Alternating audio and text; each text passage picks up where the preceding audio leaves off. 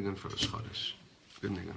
All right, let's do it again. My knees beyachadash, be'etzion tachin, ve'yolas Rosh Chodesh, na'ale alav. Knees beyachadash, be'etzion tachin, ve'yolas Rosh Chodesh, na'ale alav. Knees beyachadash, ay betzion tachin, ve'olas Rosh Chodesh na'ale alav.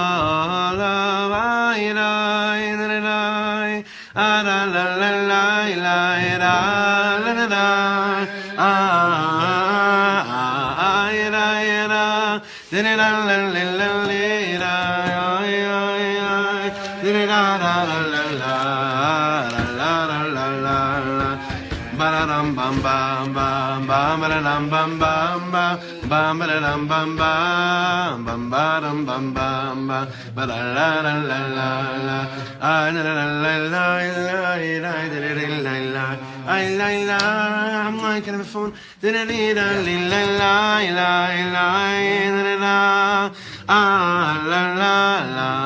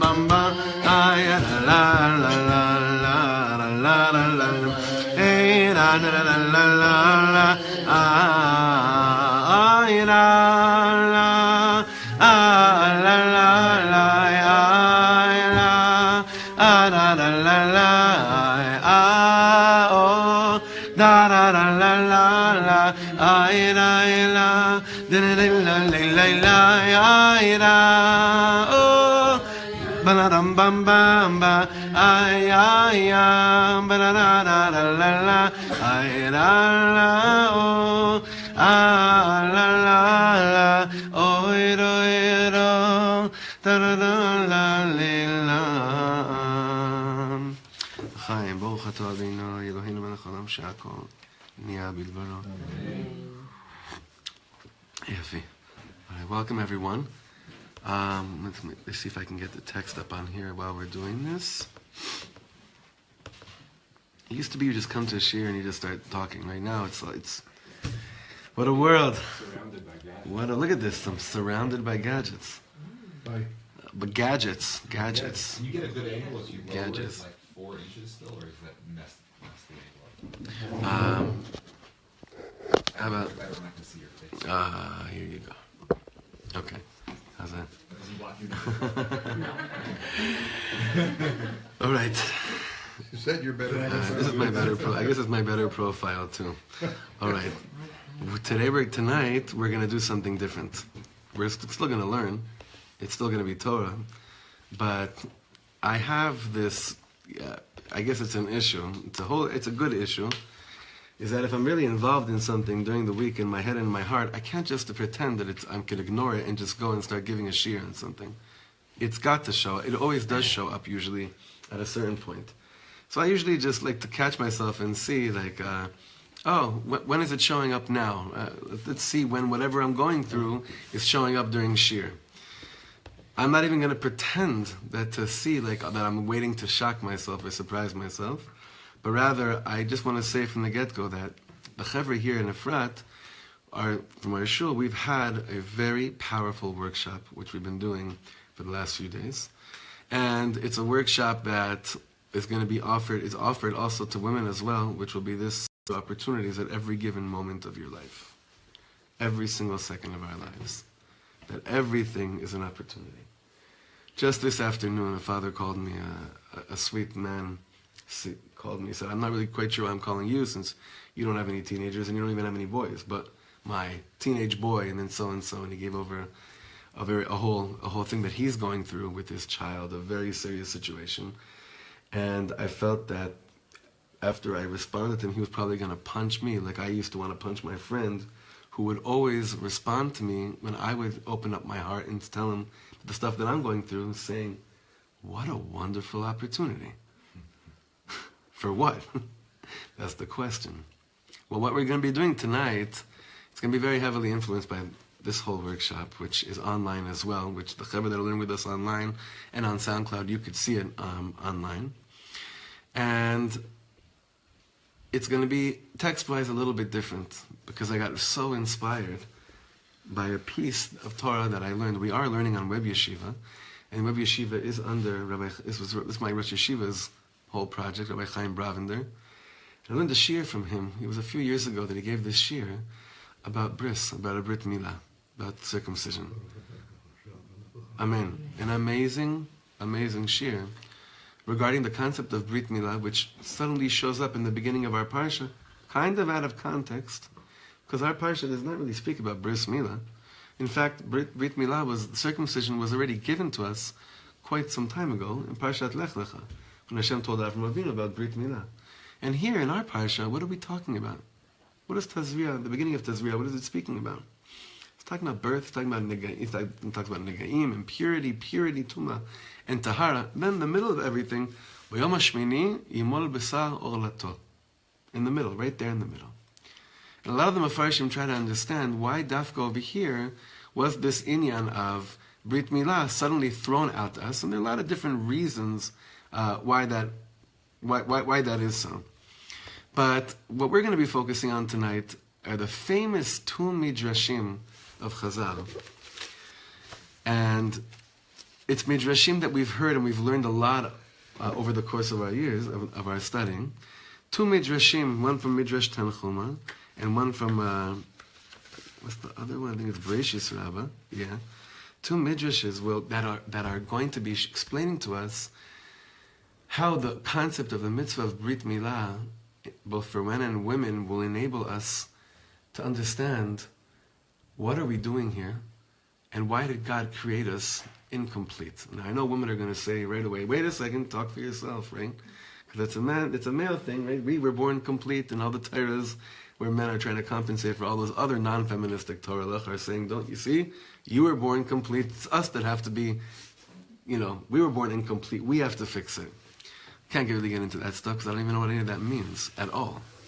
But what I do know is that when you hear the words of the tzaddikim speaking to the other umot ha'olam, to other people from the nations of the world, back in the time of Rabbi Akiva, back in the time of Rabbi Yoshaya, like we'll see tonight, you see that our Masorah is so much more rich than we understand, and we like to give ourselves credit. We constantly are trying to pull from outside sources of inspiration to kind of show how they were also mechaven to deep stuff that our Chazal say. When really, it's all in us. Especially when you look at the conversations that our tzaddikim, that our rabbeim, that our gedolim had with nations of the world. Now when it comes to explaining the mitzvah of Brit Milah is pretty essential to understanding the rest of the world, the rest of our Torah, the rest of everything. It's that first mitzvah that happens with the baby. And in fact, it really is what, on a certain level, differentiates us from the whole world, without getting too involved with the depth of that right now. So, meaning the manner in which we do it. So what I wanted to see tonight, and I know it'll be a little bit different, but I need to also get some new energized juices flowing as well. I'm going to post the text right now in the first comment on our Web Yeshiva broadcasting right now. So those of you that are learning with us online, it'll be pinned as the first comment, all the text. And I even transcribed my Rosh Yeshiva's words during a shir. I never did this before, and it was very interesting to see his words, written right in front of us over there. So first thing that I wanted to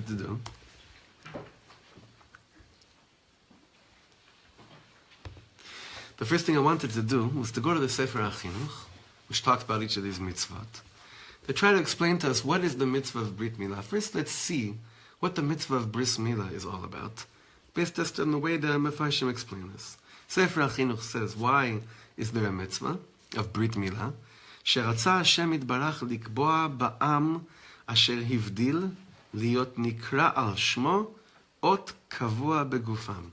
Kadosh Baruch Hu wanted to לקבוע, to, what would you say, לקבוע? To imprint, what's that? Fasten. Fasten? Attach. Yeah. To establish a permanent To establish, thank you, to establish a permanent sign physically in the body of the people that he differentiated to choose, that he chose for a nation. That's how we usually understand it. The Brit says, Ois, you ever hear the Moyals scream? Especially by Hasidic Moyals. We're so accustomed to our singing Moyal that you hear everything in the song, but not everyone sings during Brisson, right? So you have the Moyal scream, Ois, Bris, Kodesh! Right before he does, and you're startled from the whole thing, and then he screams that, you don't know what's coming. Ois Bris Kodesh, Ot Brit Kodesh. What is an ot? It's a sign. Sign. The Rebbe, that's how they used to do it back then. We were at Rav Lichter's grandson's screaming it. Yeah. It's startling. Ois Bris Kodesh, Ot Brit Kodesh. We have otot. We have signs. What a sign this is! The sign that God wanted to take a sign and put it into our flesh. Saying, it's like almost like mamish, lahavdil elif avdei avdolas. Last night we were listening to Mr. Weiser's testimony about the hell and the horror that he went through in his years in the concentration camps. And he said to us, it's funny, it's funny. He has the number on his arm, but when he was describing to us how he became a number, he didn't even have the need to lift up his, did you notice that? He didn't lift up his sleeves to show us, here I have a number. He said, they made me into a number. He said, there were no names. We got tattooed, we became a number. To our enemies, we became a number. In the Rebbeinu Shleilem's eyes, what he does with us physically, is that he says, I'm your number. This is a sign of Hashem in you. Os Bris Kodesh. So that's what the Sefer HaChinuch is saying, that God wanted somehow to establish a permanent kviyas of Him in our flesh. Why? להבדילם משאר העמים בצורת גופם, כמו שהיו נבדלים בהם בצורת נפשותם. Just like on the nefesh level, the nefesh of a yid is different than everyone else. It's not just enough that on a nefesh level we are different, and we're differentiated from all the amim in the world. Also on a physical level.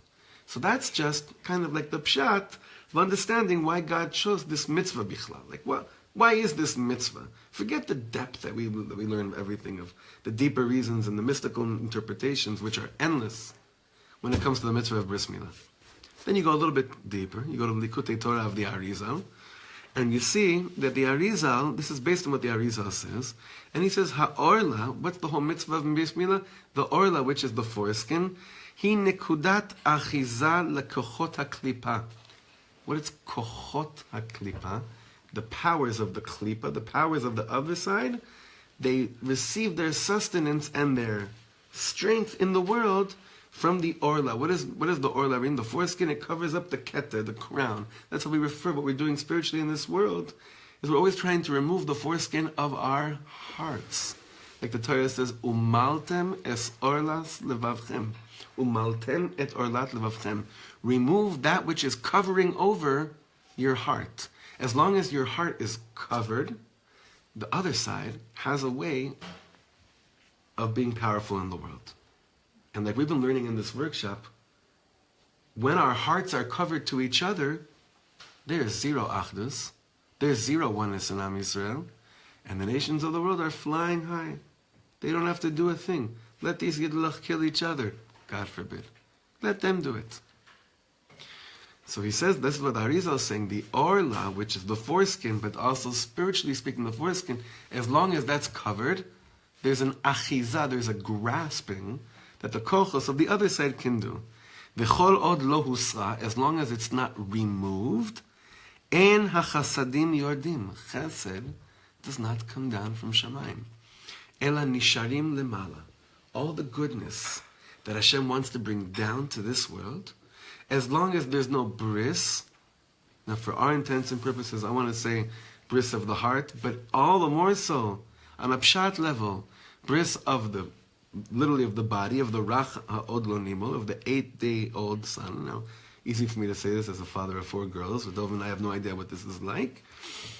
Jess and Bina don't know what this is like. With Bezrat Hashem, who knows, right? But there are other people that do know what it's like. Maybe we'll know about what it's like soon. We don't know, right? This is, it's almost like, I always wonder how mothers allow their sons to be circumcised. I can't figure this out. On a pashut, very like I've never seen a scene where a mother refuses to let the son be circumcised, right? But when you think about it, if we didn't have nefesh, if our nefesh wasn't a nefesh Yehudi, there is no way you would allow your son to be circumcised in front of tons of people that are singing and dancing with bagels and lox in the corner. It doesn't make any sense at all. But where does it make sense? Because we understand that on a Masorah level, we've accepted this to go deeper into our psyche on a very serious way, that it became so much part of our established Masorah that something that is so not the norm or the natural or the organic way of dealing with something has become such a given. Now think about this. Out of all the mitzvahs that Am Yisrael, the most non-from Yidden keep or don't keep, Bris Milah, almost everyone keeps. Almost everyone keeps. More than any other mitzvah. More than Shabbos, more than Chametz on Pesach, more than Sukkah, more than Leil Se, more than all those other mitzvahs. What's that? Except for Purim. Purim is that's right, except for Purim. Now we have a way of keeping every single day, huh? Much more than Hanukkah. It's something that it's just an amazing concept. That it became like what the Sefer HaChinuch said, God wanted to establish it into us. This is my sign, look at it. More than anything else. If there's been one thing that you could say more than anything else has been established as a sign in the way that we celebrate our tradition and for which we initiate our children into our tradition, besides Purim, this is definitely what has lasted, what has prevailed, and B'ezrat Hashem will prevail forever and ever. Now it gets funky. Because we know that when it comes to the story of a Bris Milah, who comes to mind? Whose conversation comes to mind? Rabbi Akiva with a guy who has a very weird name. What's that name? Tronus Rofus. You ever hear about this story? You ever hear about this amazing midrash? Let's look inside. Ma'aseh shesha'al Tronus Rofus harasha et Rabbi Akiva. It's a famous story. Tronus Rofus was this... he was an evil governor, and he was always constantly challenging and battling with the sages in Am Yisrael, also physically as well, but he was always challenging philosophically as well the tenets of Yiddishkeit. So he has this conversation with Rabbi Akiva. This conversation is brilliant. He asks him, Eze ma'asim na'im, shel HaKadosh Baruch Hu, or shel basar vadam?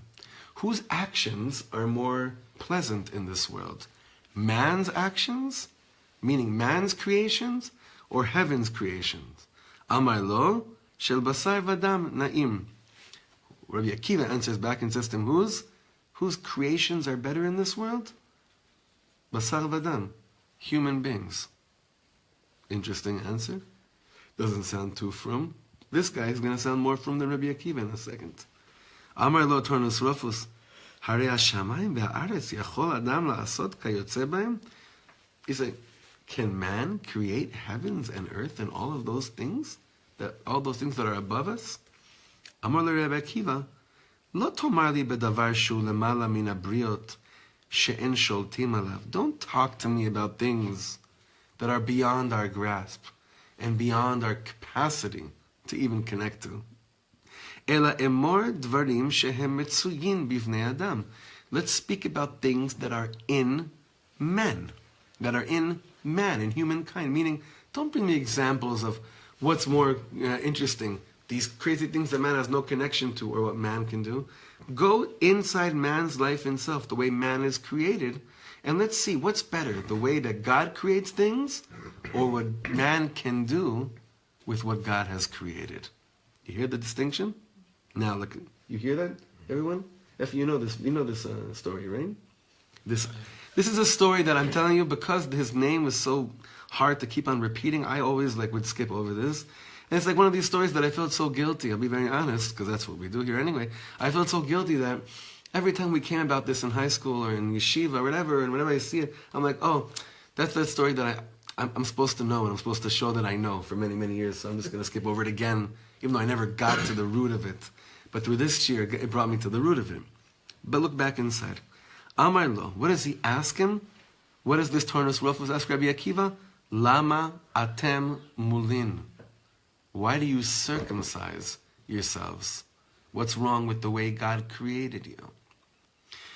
Amar lo, ani hayiti yodea shal davar ze ata shoaleni. I knew you were going to ask me that, and I heard Rabbi Brovender say that whenever you're in a debate, and even if you don't have the answer, when you start off replying saying, you know, I knew you were going to ask me that, you already won half of the debate, because it seems like you came so prepared, even though you had no idea what he was going to. It's like your answer is almost irrelevant, just as long as you could say, oh, I knew you were going to challenge me on that one as well. It gives you more time to think of the answer. Right, you're definitely stalling there, yeah. Great question, great. You know, that question is such an interesting I had that question, you know, like... But I don't think that's what Rabbi Akiva was doing here. I think Rabbi Akiva knew this question was going to come up. I knew that you were going to ask me about this. That's why I told you first that what? It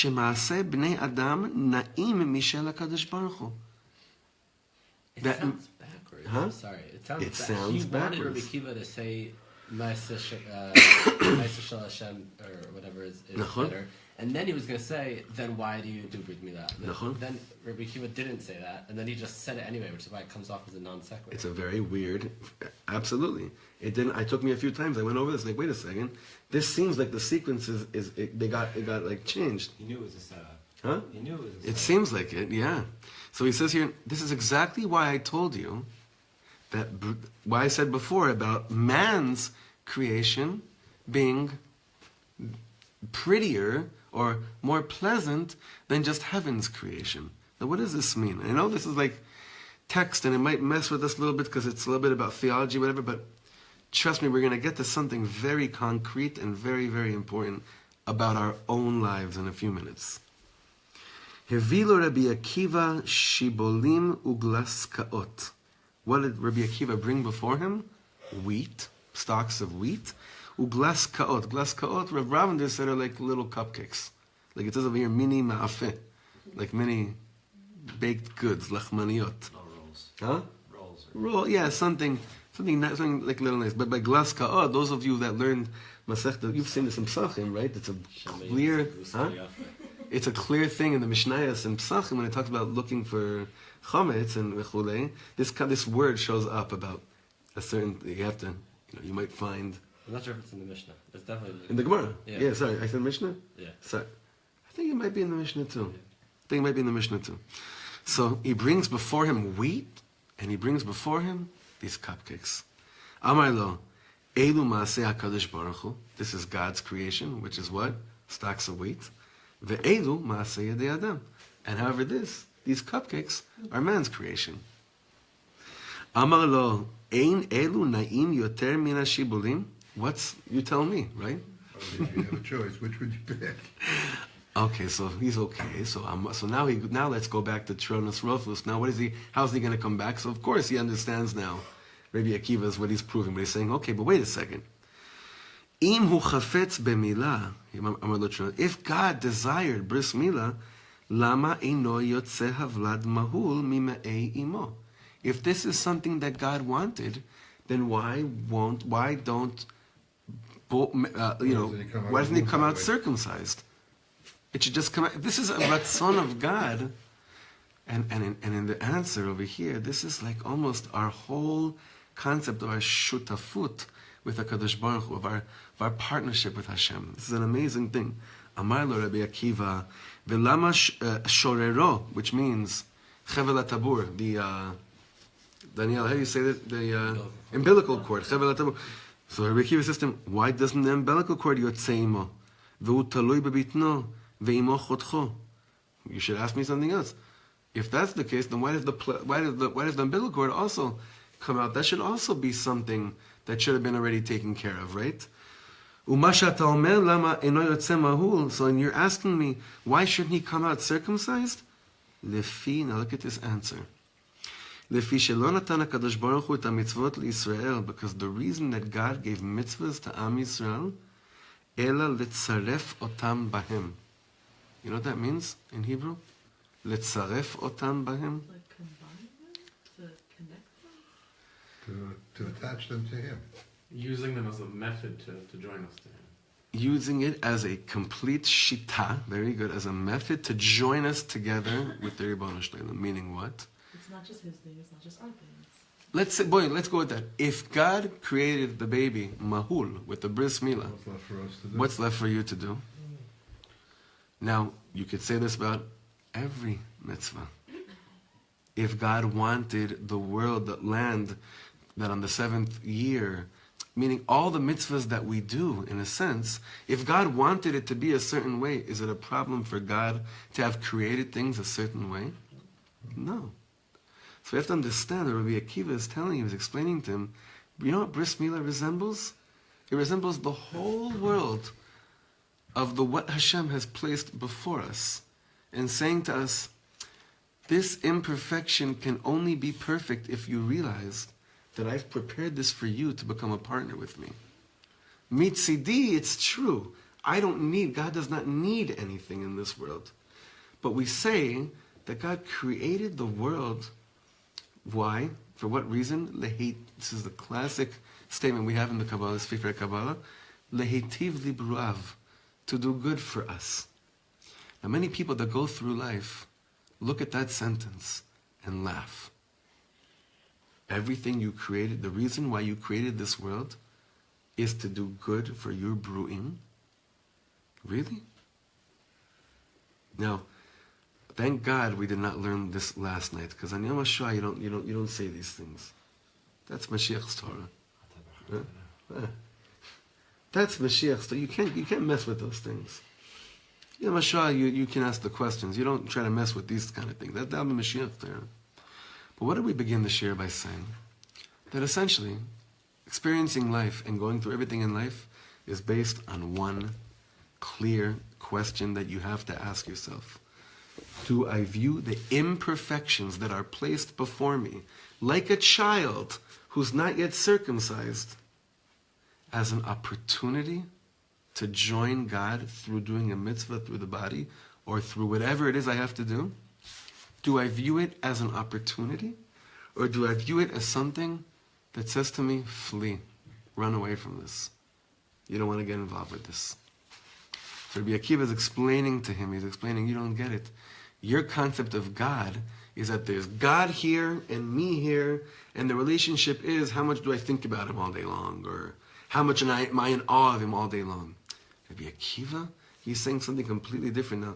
It's interesting, we learn about Rabbi Akiva tonight, because this is where we're stuck on this image of this guy being very much Rabbi Akiva, meaning that's for another, that you'll come Friday, women should come on Friday to the workshop and you'll see what I meant by that last comment. But Rabbi Brovender was teaching this piece, and I got so inspired by what he was saying that I had to write down, instead of trying to explain it, I wanted to write down, I transcribed his words over here. So look at the bottom over here.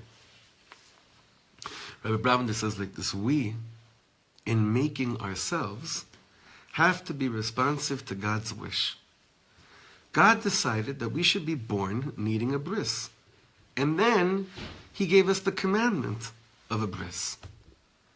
By doing a bris, even though Hashem could have created us like this, God is giving us the schus to make the world right by the following of a mitzvah. In this story with Rabbi Akiva, you have the notion about mitzvahs. This is what this whole inyan is about. Ela letzaref otam bahim. This is what the story of this Torah is. Mitzvahs are very often about fixing the world. How so? So in order to get what's to become cupcakes, right? In order to get what's going to become cupcakes, there are a lot of different stations you have to pass. In order to get to a cow who's roaming in the field to become a steak, there's a lot of enterprise. We call them mitzvahs. How would you like Like a whole procedure, process. Yeah. Now, when you don't enjoy the ride of life, right, and the journey, then you don't view those stations till this cow becomes mechila from the veggies, till the cow becomes a steak, or till the stalks of wheat become these loaves of whatever it is.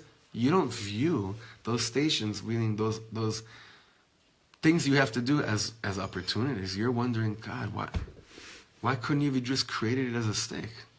And God is saying, you would have never gotten to know me. You would have never gotten to know me if I created those things perfect from the beginning. This is your way of getting to know me. This is your way of letzaref et habriot, of making you a part of this whole world, of the creation, of the recreation of the world at every given second. But on a very, it's very hard to remember while things are happening live, but the opportunities that we have in order to, until something's a final product, you forget it quite often while you're on the road to making a final product of something. So bris is right away.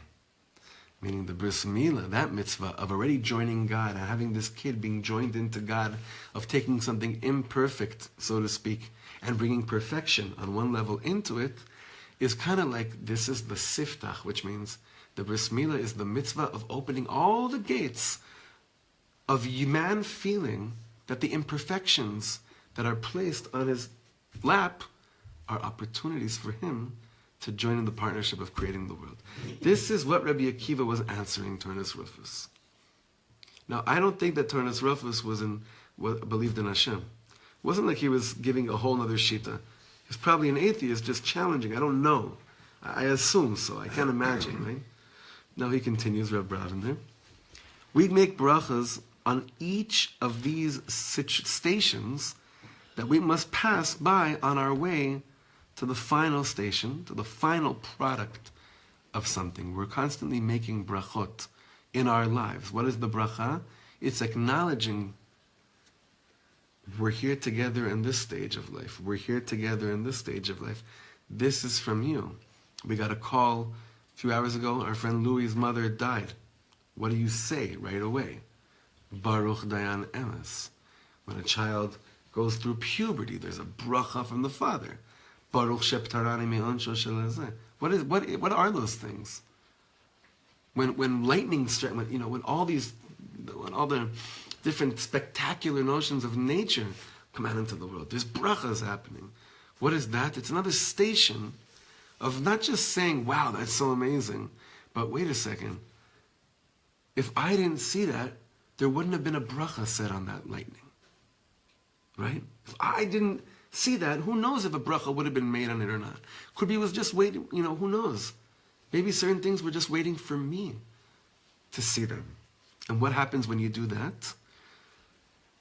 Everything in life, you're just waiting for the bracha. You're waiting to see, where's the bracha in here that I can make?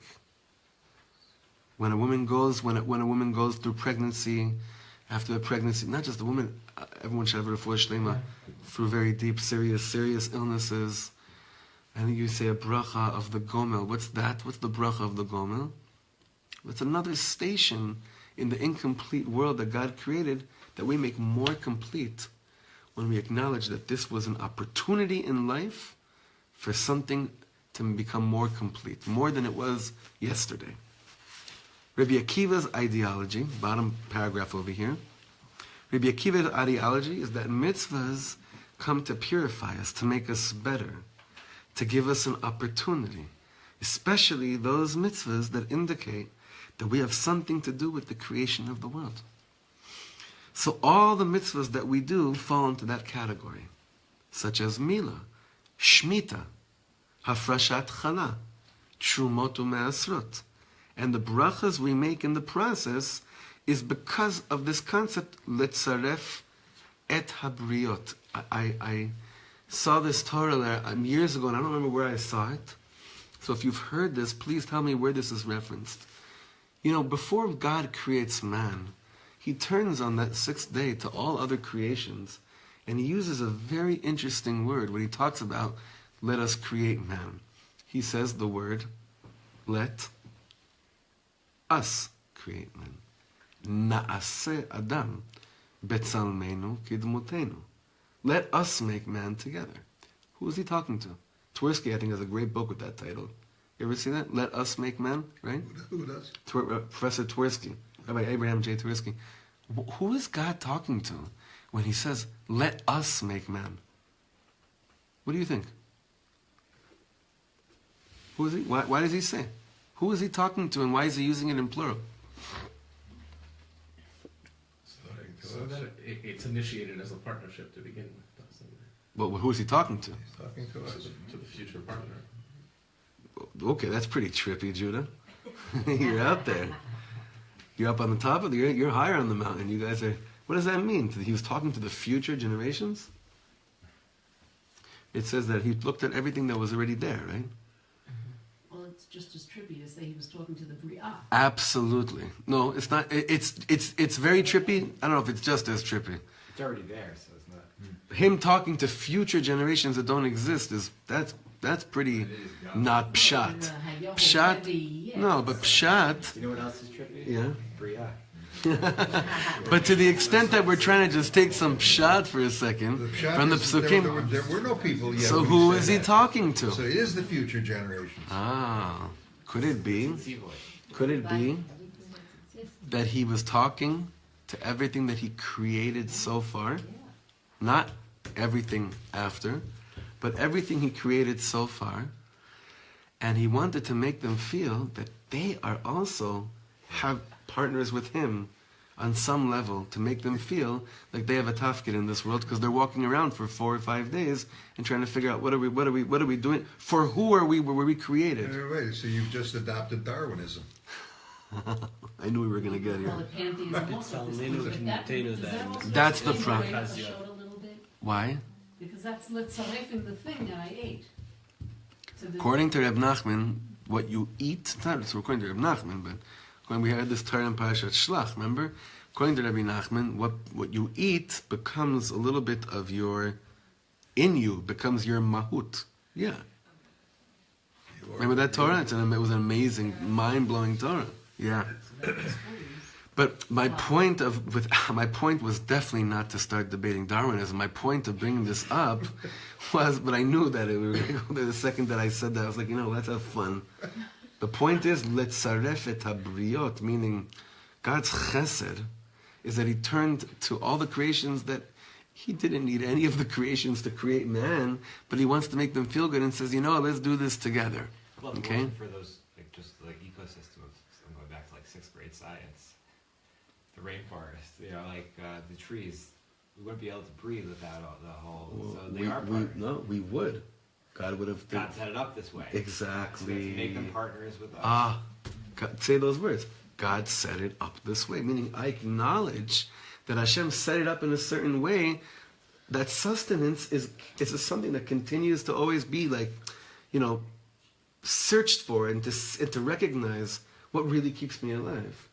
And what really keeps the Yiddish neshama alive is when I realize how dependent I am on feeling like I'm a partner with HaKadosh Baruch Hu. You see, if I don't feel that I really have something to do with Letzaref et Habriot, Rabbi Akiva is saying, you know what will happen to the Jewish neshama? It'll separate itself from the body and thus die.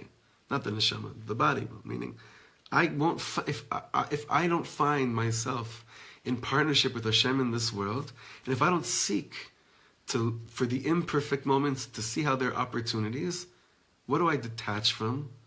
From my soul. I'm not really alive, and life just happens to me. Like we were saying before, instead of me happening to life.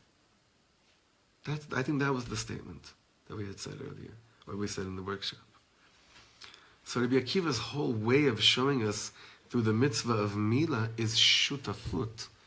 Leshatefet habriot. Now, the following, that was pretty far out, but the following, the following midrash explains it from another angle. Look at this. The midrash in Bereishis Rabbah says like this: Philosophus echad, I guess that means some philosopher. Philosophus echad sha'al et Rabbi Yoshaya. Amar lo, im chaviva hi hamila, mipnei ma lo nitna le'adam harishon. That's a pretty good question. You understand the question? If Mila is so desirable by Hashem, then what? Why wasn't it given to... Right, who was it given to? Good question. You ever think about that question? No. Good question. Mila, ot. Well, we kind of explained it based on the Sefer HaChinuch, the first makor we had tonight. Huh? Brit Mila? Yeah. So I'm saying, why wasn't it given to Adam? That'd be rubbish.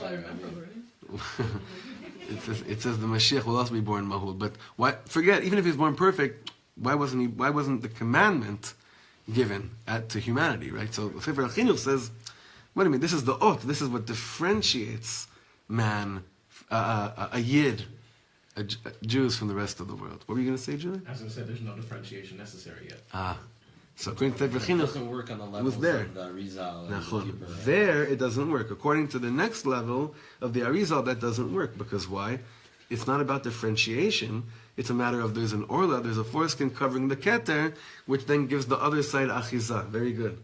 It works for the Sefer HaChinuch, but it doesn't work for the Arizal. But anyway, this is what this philosopher said to him. He said to him, why is it, if it's such a big deal and such a desired mitzvah, then how come Adam Rishon didn't have to do this mitzvah? So how did he answer him back? Very weird answer. Amar lo, mipnei ma oto ha'ish megalech pe'at rosho umeniach et pe'at skano. It used to be back then that the way that the cultures would, anyone, not just Jews, but that, they would get older, they would grow their beard out, right? While the hair on top obviously would become less and less as you grow older, but the beard would flow further out. Everyone, right? They shaved. Huh? It says he shaved. Sorry, megalech pe'at, right, over here it says megalech pe'at rosho, that he shaved off his head, umeniach pe'at skano. Thank you for the diuk.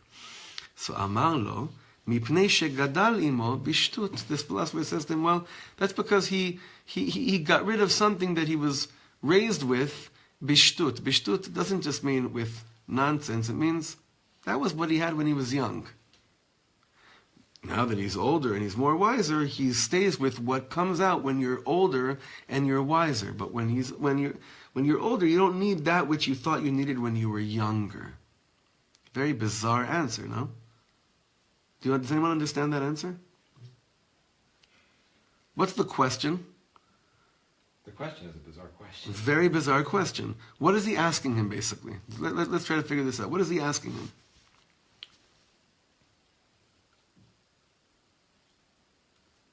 Anyone understand this? He's saying the original man didn't have a milah. So he's saying, so why does a man take what he originally had and shave it off and grow something new? Right. So, let's see, based on the next few answers, how we're going to decipher this one. Amar lo, so Rabbi Yoshaya says back to him, Im ken, yesameh et eino, he should blind, he should pluck his eyes out, yikta et yadav, he should cut off his arms, v'yishaber et raglav.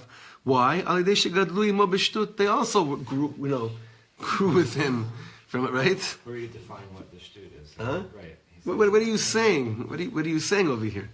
Amar lo, ule'alin milaya atina atma, it means this is what we've come to in this conversation.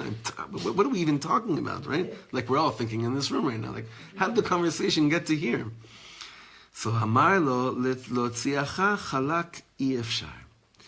Ela kol ma shenivra b'sheshet yemei bereshit tzrichin asiyah. Do you hear how deep this answer is? Mindy, how do you understand this? That nothing comes out perfect, and you have to work on it. That's what it says in the 6th day. Nachon. Hashem bara la'asot. La'asot. What is he saying to him over here? He's saying, you asked the question, if Mila was so desirable, he's saying about Adma Rishon, you start, forget about that for a second. What are you really bothered by?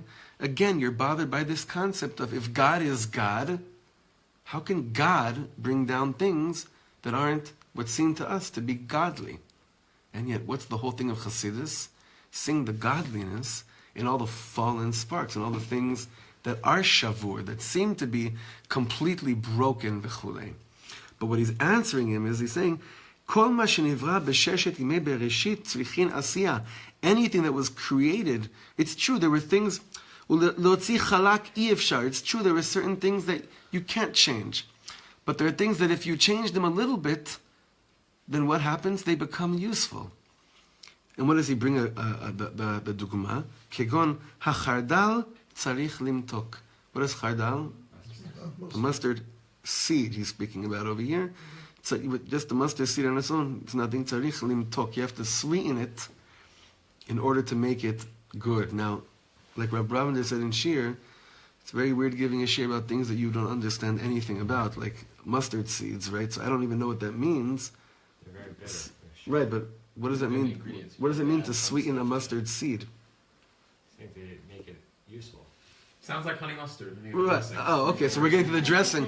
I thought he was just talking about the seeds, like putting, like dipping the seeds in some kind of sweetener or something. I don't know. Maybe that was an Indian back then. Let's put that on the side. Haturmusim. What's a turmus? Flowers. Kind of kidney. Yeah. It's a bottle. It's a kind of flower that doesn't really exist right now in the season.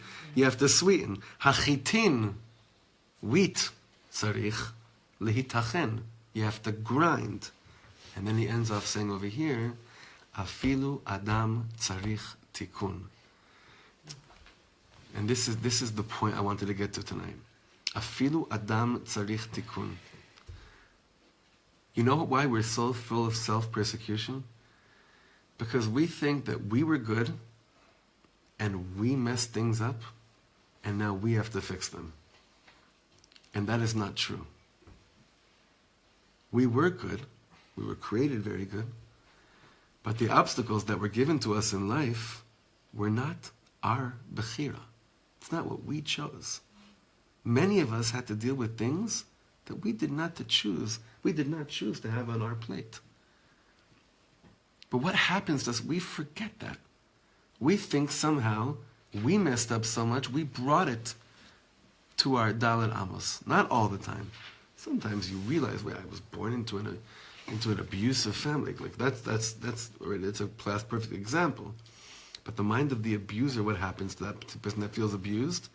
They say they matzdik at this. They say, this must have come to me in my chelik. Why? I must have deserved this somehow.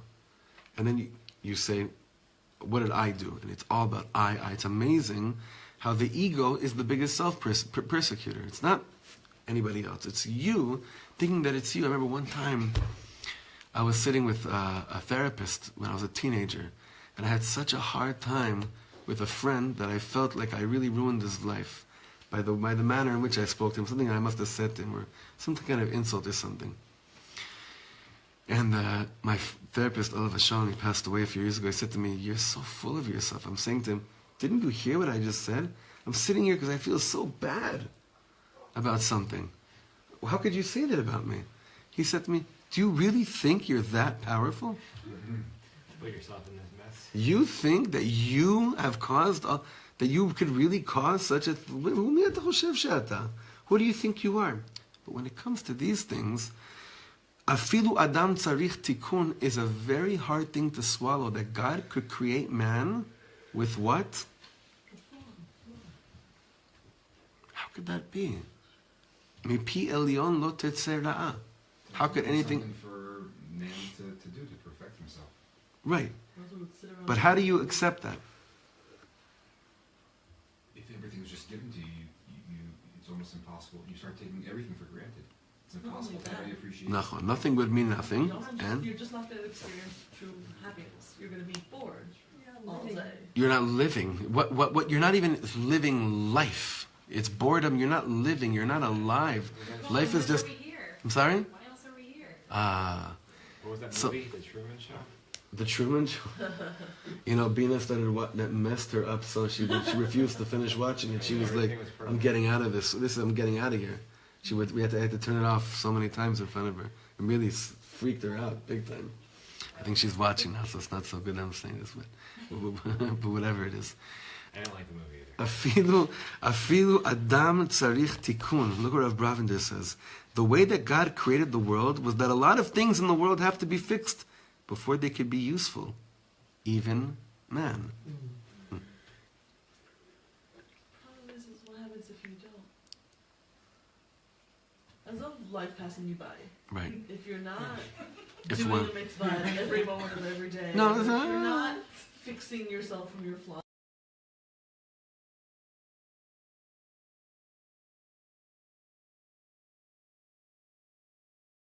It's so chaval that that's how my world is. I have to be fixed. No. That's the beauty. That's the whole inyan.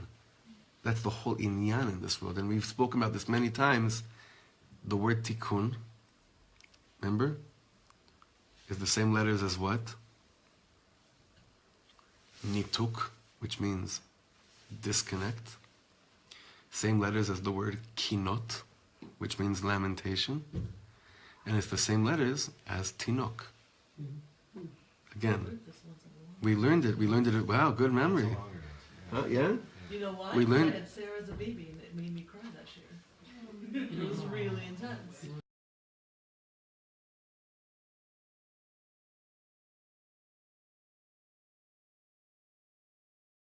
All of this is resembled in what? In the whole Indian of this is what the bris milah is. The world of the brit milah. This is again. There's these two shitas. According to Rabbi Akiva, it's letzaref et abriot. It's more of a partnership. But according to Rabbi Yoshaya, which is, I don't want to compare and say it's deeper or not deeper. According to Rabbi Yoshaya, what is it telling us? Is that the imperfection is so gewaltly perfect. It's up to you though, to view it as something perfect. Because to be busy doing your tikkun in this world is the most perfect thing in the world.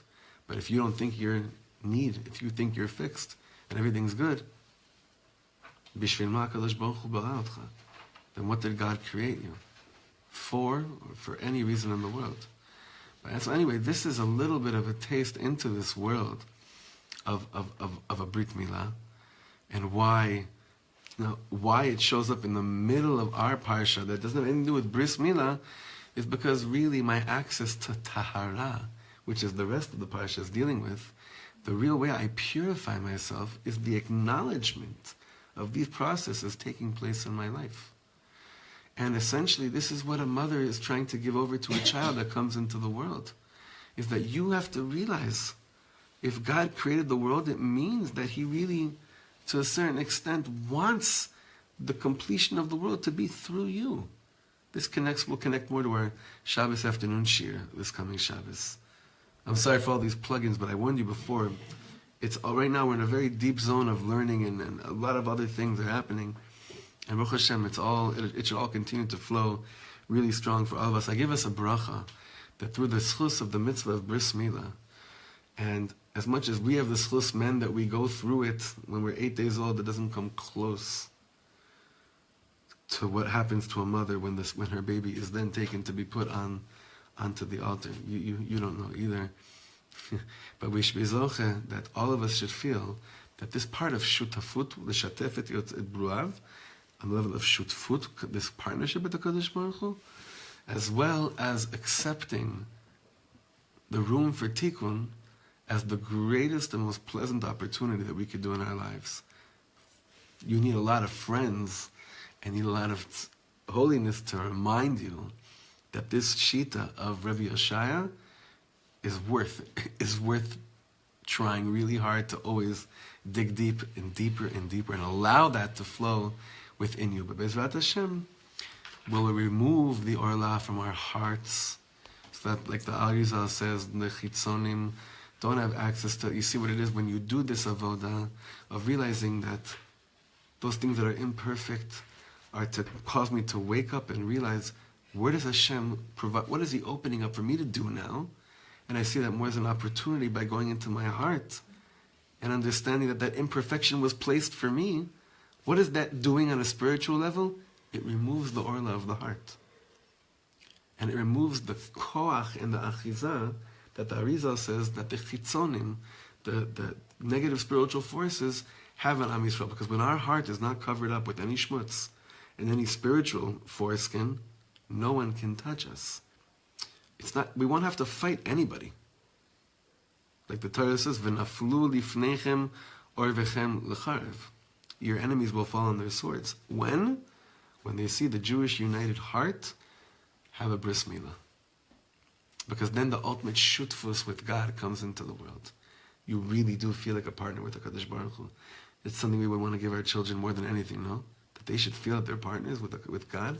Can you imagine anything stronger that you could give them? That'd be the greatest. That's what Hashem wants and provides for us the opportunity for every single day. Shakoach, everyone. Thank you so much for coming. And next week, we'll be back that's what Hashem, I think, Monday night. Is it Yom HaZikaron? Yeah. Monday? Monday. Tuesday, Monday. Okay, we'll send out everything, but for the women, highly recommend, if you can, this Friday morning, 9 o'clock in Shirat David. For the men that haven't gone through it, we posted the workshops online, and it looks like there's going to be a lot more of that type of workshops throughout the year, and we're cooking something up in that department as well. So, lots to look forward to. Bezrat Hashem.